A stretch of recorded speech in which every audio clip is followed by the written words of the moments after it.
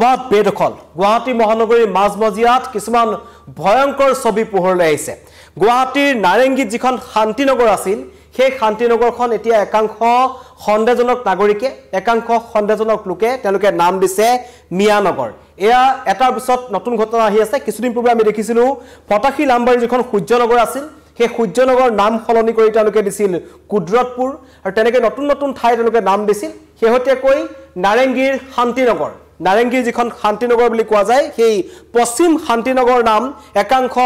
সন্দেহজনক নাগৰিক অহাৰ পাছত নাম দিলেগৈ মিয়ানগৰ আৰু এই মিয়ানগৰৰ দৃশ্য যদি ক'বলৈ যাওঁ তেওঁলোকে কোৱা মতে এয়া হৈছে মিয়ালেণ্ডৰ ছবি। এইসমূহ দৃশ্য দেখিবলৈ পোৱা গৈছে গুৱাহাটীৰ মাজমজিয়াত। এইদৰে পাহাৰৰ মাটি দখল কৰি বা বনাঞ্চলৰ ভূমি দখল কৰি এনেকৈ একাংশই ঘৰ বনাইছে আৰু সেই ঘৰসমূহত লাহে লাহে বৰপেটা ধুবুৰী গোৱালপাৰা বিভিন্ন ঠাইৰ পৰা অহা একাংশ সংখ্যালঘু সম্প্ৰদায়ৰ লোকে এই মাটিবোৰ দখল কৰি আহিছে আৰু দখল কৰাৰ লগতে তেওঁলোকে এটা কাম কৰিছে সেই অঞ্চলসমূহৰ নাম তেওঁলোকে সলনি কৰিবলৈ ধৰিছে। যেনেকৈ নাৰেংগীৰ যিটো অতীজৰে পৰা থকা নাম আচলতে দক্ষিণ শান্তিনগৰ, সেই দক্ষিণ শান্তিনগৰত পথত তেওঁলোকে বিগত 10-15 বছৰৰ পৰা লাহে লাহে অবাধ বেদখল কৰিবলৈ ধৰিছে আৰু এতিয়া সেই ঠাইখিনিক তেওঁলোকৰ মানুহে মিয়ানগৰ বুলি জানে। এই ধৰণৰ ভয়ংকৰ কথা পোহৰলৈ আহিছে। কিছুদিন পূৰ্বে আমাৰ সাংবাদিকৰ কেমেৰা ধৰা পৰিছিল যে যিটো ঐতিহ্যমণ্ডিত সূৰ্য পাহাৰ আছে আদিংগিৰিৰ একেবাৰে শীৰ্ষত থকা যোনটো সূৰ্য পাহাৰ সেই সূৰ্য পাহাৰত একাংশ প্ৰায় 500-ৰ পৰা 600 ঘৰ মানুহে আহি সেই পাহাৰটো দখল কৰিছিল আৰু সেই সূৰ্য পাহাৰ নামটো সলনি কৰি তেওঁলোকে কুদৰতপুৰ ৰাখিছিল আৰু কুদৰতপুৰত একাংশ মাদ্ৰাছা একাংশ মছজিদ তেওঁলোকে গঢ়িছিল। তেওঁলোকৰ কমিটি আছিল কুদৰতপুৰ কমিটি তেওঁলোকে গঠন কৰিছিল। ঠিক একেই অনুৰূপ দৃশ্য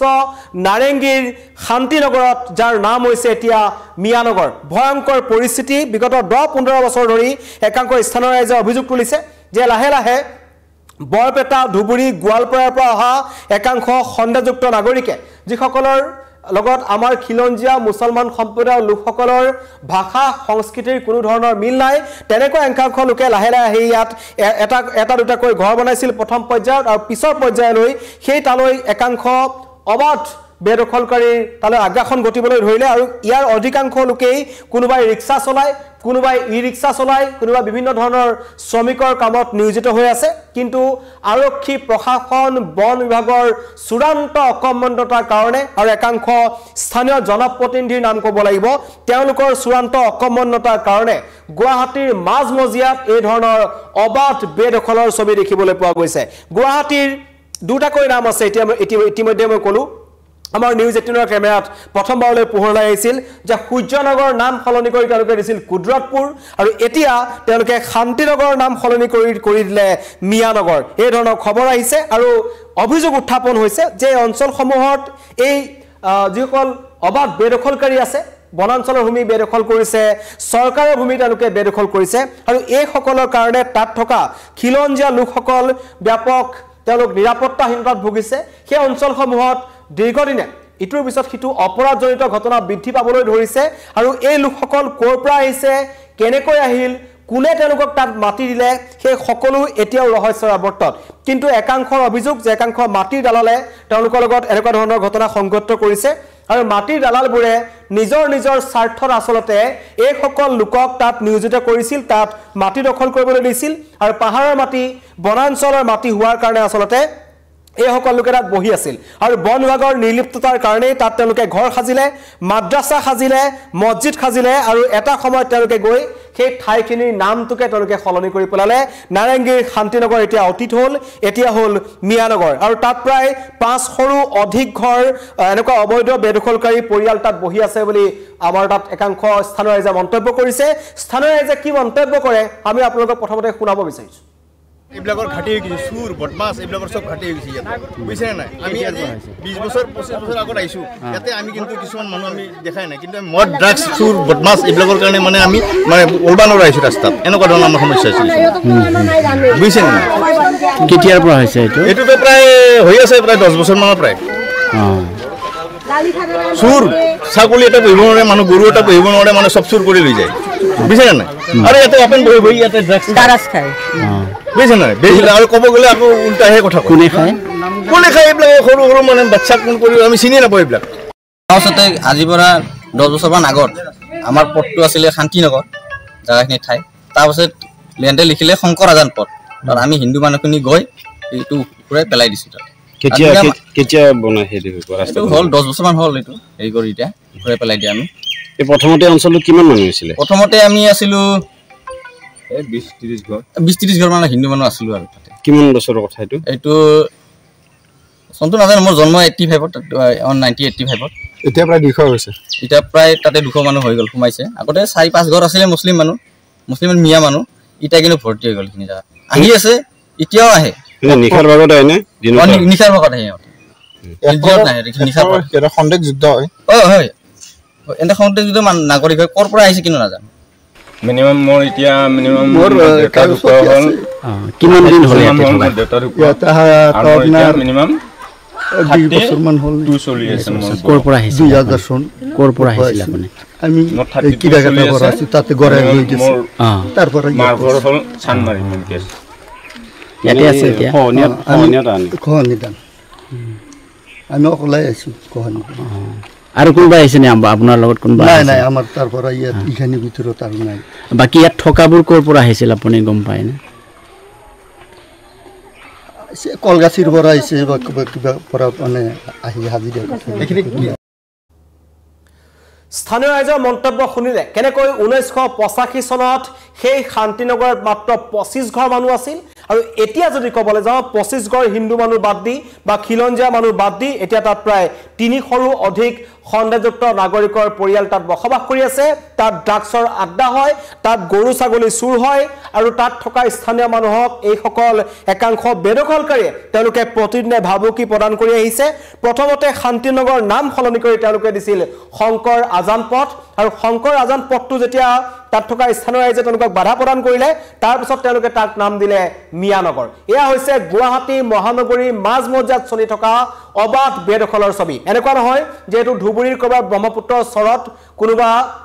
সন্দেহযুক্ত নাগৰিকে আগ্ৰাসন কৰিছে নতুবা ক'ৰবাত অতি দূৰত থকা মৰিগাঁও লাহৰীঘাট উৰিয়ামঘাট এনেকুৱা পাইকান সংৰক্ষিত বনাঞ্চল বা বিলাসীপাৰাৰ কোনোবা চৰাত কোনোবা বেদখল কৰিছে নহয় গুৱাহাটী মহানগৰীৰ মাজমজিয়াত থকা নাৰেংগী য'ৰ ৰেল ষ্টেচন আছে তাৰ কাষত মঠগৰীয়া সেই অঞ্চলত এই ধৰণৰ অবাধ বেদখল চলি আছে আৰু তাত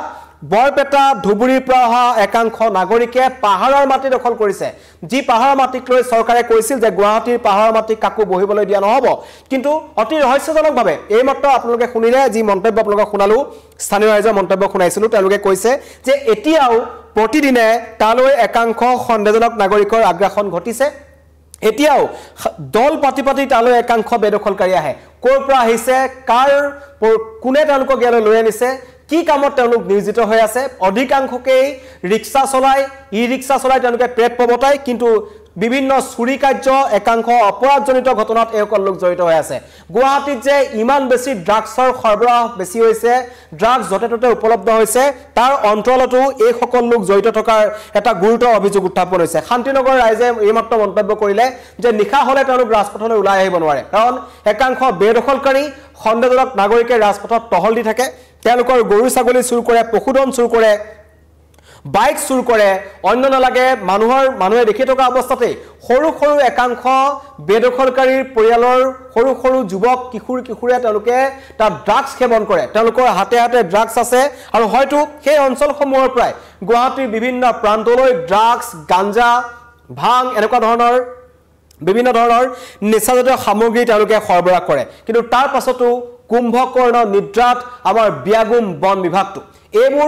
এইসমূহ দৃশ্যাংশ মুখ্যমন্ত্ৰীৰ কঠোৰ নিৰ্দেশৰ পাছত এতিয়া ৰাজ্যৰ প্ৰতিটো বিভাগ সাৰ পাইছে আচলতে কিন্তু ইয়াৰ আগতে বিয়াগুম গুৱাহাটীৰ যিটো জিলা প্ৰশাসন আছে যে তেওঁলোকৰ চকুত কিয় পৰা নাছিল এইসমূহ উচ্ছেদ থলী মই দেখুৱাইছোঁ আমাৰ সাংবাদিক যেতিয়া গৈ পাব পাৰে তেন্তে কিয় আৰক্ষী প্ৰশাসন বা বন বিভাগৰ লোক যাব নোৱাৰে সেইটো এটা ডাঙৰ প্ৰশ্ন সাংবাদিকৰ কেমেৰাত বন্দী হৈছে এইবোৰ অবাধ বেদখলৰ ছবি এই ধৰণে ঘৰ নিৰ্মাণ কৰি তেওঁলোকে পথ নিৰ্মাণ কৰিছে পথৰ ওপৰত তেওঁলোকে আজান ফকীৰ নাম দিছে আজান ফকীৰ পথ দিছে আৰু শেষত সম্পূৰ্ণ অঞ্চলটোৰ নামেই সলনি কৰি তেওঁলোকে শান্তিনগৰৰ পৰা মিয়ানগৰ কৰি পেলালে এইবোৰ হৈছে অবাধ বেদখলৰ ছবি তৰ্জাৰ বেৰ কাৰোবাৰ ঘৰ পকা বেৰ কিন্তু তেওঁলোকে ঘৰ নিৰ্মাণ কৰিছে আৰু এই সকল লোক আহিছে ধুবুৰী বৰপেটা গোৱালপাৰা বিলাসীপাৰা চাপৰ এই অঞ্চলসমূহৰ পৰা এইবোৰ লোক আহি আছে প্ৰতিদিনে আহি আছে এই সকল লোক আৰু তেওঁলোকে ক'ৰ পৰা আহি কেনেকৈ এই মাটি দখল কৰি বহিলে তেওঁলোকক যদি সোধা যায় তেওঁলোকৰ ওচৰত প্ৰকৃত উত্তৰ নাই এয়া হৈছে গুৱাহাটী মহানগৰীৰ বেদখলৰ এখন ভয়ংকৰ ছবি ইয়াৰ পূৰ্বে আমি দেখুৱাইছিলো সূৰ্যনগৰৰ ছবি য'ত সূৰ্যনগৰত তেওঁলোকে সূৰ্যনগৰ নাম সলনি কৰি কুদ্ৰতপুৰ নাম দিছিল আৰু সূৰ্যনগৰৰ যি সূৰ্য মন্দিৰৰ যিটো ভগ্নাশেষ আছে তাৰ কাষতে তেওঁলোকে মাদ্ৰাছা পাতিছিল মছজিদ পাতিছিল একেই পৰিস্থিতি শান্তিপুৰৰ নাৰেংগী মাজমজিয়াৰ শান্তিপুৰৰ এই অঞ্চলত য'ত শান্তিপুৰৰ নামেই নাই এতিয়া হ'লগৈ সেইটো মিয়ানগৰ এই ধৰণৰ ভয়ংকৰ ছবি আহিছে কিন্তু অতি ৰহস্যজনকভাৱে মুখ্যমন্ত্ৰীয়ে কোৱাৰ আগলৈকে বন বিভাগ নিশ্চুপ হৈ আছিল গুৱাহাটী প্ৰশাসন নিশ্চুপ হৈ আছিল তাত থকা একাংশ স্থানীয় জনপ্ৰতিনিধি নিশ্চুপ হৈ আছিল সেইটো এটা ডাঙৰ প্ৰশ্ন কাৰণ ইমান বছৰ কিয় মনে মনে থাকিলে অবাধ বেদখল কৰাৰ পাছতো এদিনত এইবোৰ ঘৰ বনোৱা নাই 15-20 বছৰ লাগিছে এইসমূহ ঘৰ বনাবলৈ আৰু ইতিমধ্যে এজন স্থানীয় ব্যক্তিয়ে মন্তব্য কৰিছে যে 1985 চনত বা 1990 চন সময়ছোৱাত সেই অঞ্চলসমূহত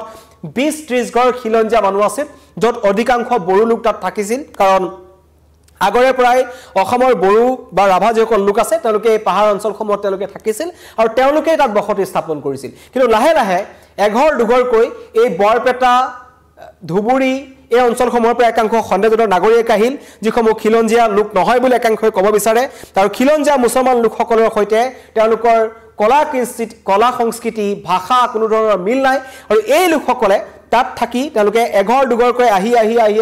এতিয়া প্ৰায় 300 ঘৰ মানুহ সেই শান্তিনগৰ অঞ্চলটোত বসবাস কৰি আছে গুৱাহাটী মহানগৰীৰ কথা কৈ আছো তাকো কেৱল এটা পাহাৰৰ এখন অঞ্চলৰ কথা কৈ আছো যদি ভালকে নিৰীক্ষণ কৰা হয় বা সমীক্ষা কৰা হয়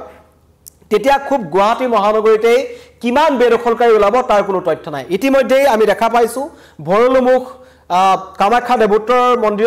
মন্দিৰৰ মাটিত তেওঁলোকে অবাধ বেদখল কৰিছে যেটো আমাৰ শান্তিপুৰ অঞ্চল আছে শান্তিপুৰ অঞ্চলৰ বিলত তেওঁলোকে অবাধ বেদখল কৰি বহি আছে অন্য নালাগে সূৰ্য পাহাৰটো তেওঁলোকে লৈ লৈছিল কুদ্ৰতপুৰ তেওঁলোকে নাম দিছিল আৰু এতিয়া নাৰেংগীত এই ধৰণৰ অৱস্থা আমি দেখিবলৈ পাইছো য'ত বনাঞ্চলৰ ভূমি দখল কৰি পাহাৰৰ ভূমি দখল কৰি 300টা পৰিয়ালে ঘৰ নিৰ্মাণ কৰিলে প্ৰথমতে তেওঁলোকে ৰাজপথৰ নাম সলনি কৰিছিল শান্তিনগৰ পথ সলনি কৰি তেওঁলোকে দিছিল আজান ফকীৰ পথ যেতিয়া স্থানীয় ৰাইজে আপত্তি দৰ্শালে তেতিয়া কিছুদিন তেওঁলোকে মনামন থাকিল এতিয়া তেওঁলোকে সমগ্ৰ অঞ্চলটোৰ নামেই শান্তিনগৰ খলাই পেলাই মিয়ানগৰ কৰি পেলালে এই ধৰণৰ ভয়ংকৰ ছবি উত্থাপন হৈছে আৰু স্থানীয় ৰাইজে দাবী কৰিছে যে অতি শীঘ্ৰেই এই অঞ্চলটোৰ পৰা সেই সকল লোকক খেদি পঠাওক কাৰণ তাত থকা সেই লোকসকলৰ অধিকাংশই একাংশ অনৈতিক কাৰ্যকলাপত জড়িত অবৈধ কাৰ্যকলাপত জড়িত ড্ৰাগছ সৰবৰাহত জড়িত ৰাজপথত তেওঁলোকে মুকলিকৈ ড্ৰাগছ খাই থাকে তেওঁলোকে আক্ৰমণ কৰে চুৰি ডকাইতিৰ ঘটনা সংঘটিত কৰে আৰু এইবোৰ অহাৰ পৰাই সেই অঞ্চলসমূহত অপৰাধ জড়িত ঘটনা বৃদ্ধি পাইছে আৰু গুৱাহাটী জিলা প্ৰশাসন বন বিভাগলৈ প্ৰশ্ন আছে ইমান দিন কিয় মনে মনে আছিল ইমান দিন কিয় তেওঁলোকৰ চকুত পৰা নাছিল এখন মিয়ানগৰ এতিয়া আৰক্ষী তথা মুখ্যমন্ত্ৰী তৎপৰতাৰ পাছত এতিয়া তেওঁলোকৰ থৰকা ছুটি হেৰাইছে সেই কাৰণে তেওঁলোকে এতিয়া ইটোৰ পিছত হিটো ঘটনা উদ্ঘাটন কৰিবলৈ ধৰিছে স্থানীয় ৰাইজৰ দাবী অতি শীঘ্ৰেই এই শান্তিনগৰৰ পৰা এই সকল লোকক বিতৰণ কৰক আৰু সেই নামটো খলাই পুনৰ মিয়ানগৰৰ পৰা শান্তিনগৰ কৰক আৰু যিমান অবৈধ বেদখল কৰি আছে সকলো তাৰ পৰা উচ্ছেদ কৰক ধন্যবাদ